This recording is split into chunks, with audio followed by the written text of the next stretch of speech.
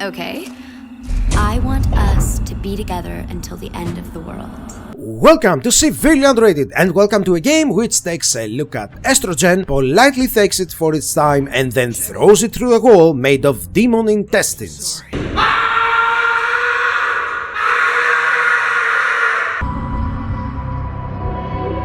I can help you.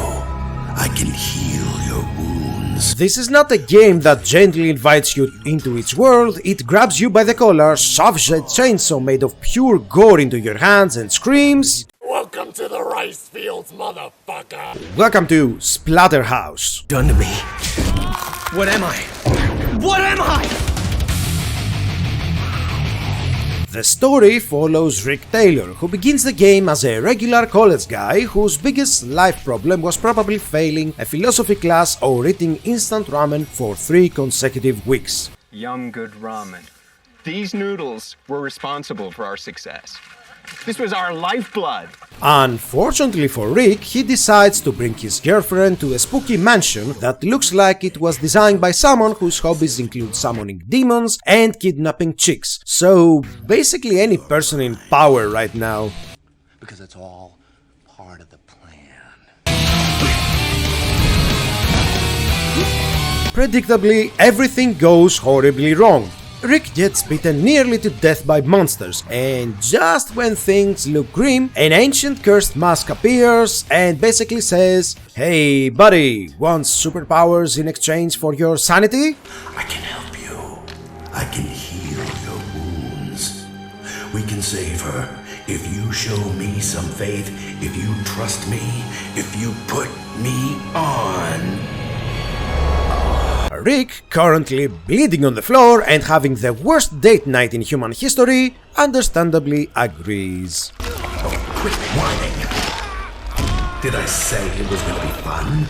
And that's when the terror mask becomes the real star of the show. The mask talks constantly, and when I say constantly, I mean it, because it has the personality of a demonic sports commentator who also happens to be extremely sarcastic. You never forget your first kill. Oops. Too much for you, Rico? Shit. You humans are so fragile. See, you're still weak. We have to take it slower. Build your strength. Rick is busy ripping monsters apart, and the mask in his head is like, "Nice punch, champ, try not to die this time." It's like having a possessed motivational coach who believes the best way to inspire you is through relentless mockery. And not only that, but the guy voicing the terror mask is Jim Cummings, the actor for Winnie the fucking Pooh. Happened to me. We're a team now. You help me get what I want, and I help you get your girl back. Gameplay-wise, Splatterhouse is what would happen if someone took a classic beat-em-up and injected it with 5 gallons of hot sauce and a gallon of fake blood. Rick punches, kicks, slams, tears, crushes, and generally obliterates anything that moves. And the monsters? They're not your typical zombies or skeletons. No, these creatures look like someone opened a biology textbook and then got extremely angry at it. We're talking things made of exposed muscle, screaming torsos with too many arms, and blobs that appear to have evolved specifically to ruin your evening. The combat is delightfully excessive. Rick doesn't just defeat enemies, he disassembles them. Limbs fly everywhere, blood sprays across walls like the world's worst Jackson Pollock painting. Sometimes you grab a monster and literally rip its arms off to use as a weapon, and the game treats this like a perfectly normal Tuesday. It's gore turned into slapstick. Well, fuck you. Then there's the mansion itself, which seems to have been built by a committee of architects who couldn't agree on anything except more suffering.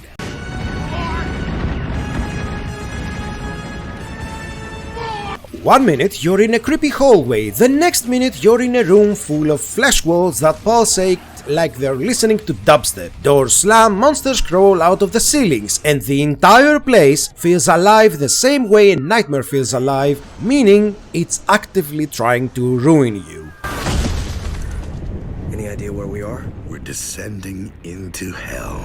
And just when you think the game can't get any weirder, it introduces Berserker mode, where Rick transforms into an unstoppable rage machine. His muscles inflate like he's been sponsored by a radioactive protein powder, and he starts tearing enemies apart like he's late for a demon barbecue. It mostly works like a button of solve problem with violence.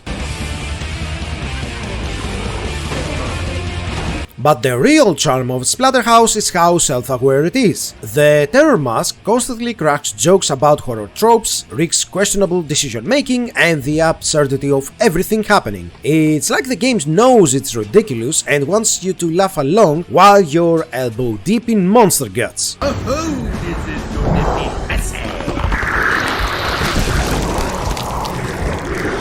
Yet somehow, buried beneath all the gore and sarcasm, there's a surprisingly earnest story about Rick trying to save his girlfriend and hold on to his humanity while wearing a mask that would absolutely love to turn him into a permanent murder machine, and keeps on sticking to him like hot glue. Hey, what do you think you're doing? We got a deal, remember? Let me go! It's over! Our deal was to save Jen, and she's safe now! You sure our deal's over, Rico?